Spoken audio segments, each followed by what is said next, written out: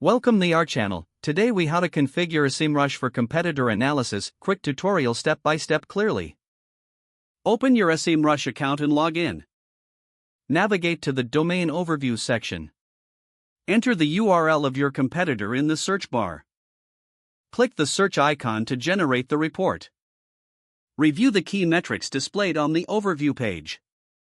Take note of the organic search traffic and main keywords listed. Scroll down to the competitors section to identify similar domains. Click on each competitor's domain to analyze their strategy.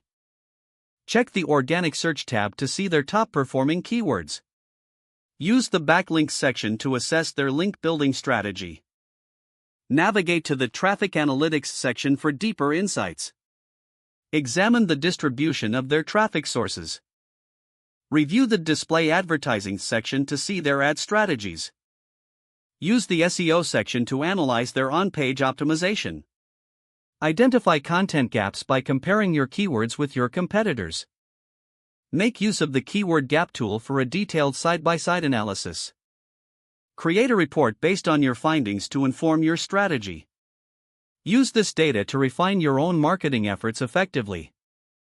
If the page does not load, refresh the browser or try again in a private or incognito window. Make sure you are using the correct email address, then retype it carefully to avoid small typos. If your password is not accepted, use the reset option and create a new strong password you can remember. Check your spam folder for verification or security emails, then complete any requested content. Enable two-factor authentication if available to improve account security and reduce unauthorized access risk. After signing in, review your profile details so your contact information and settings are accurate. Log out when you finish, especially on shared devices, to keep your account and payment information secure. If the page does not load, refresh the browser or try again in a private or incognito window. Make sure you are using the correct email address, then retype it carefully to avoid small typos.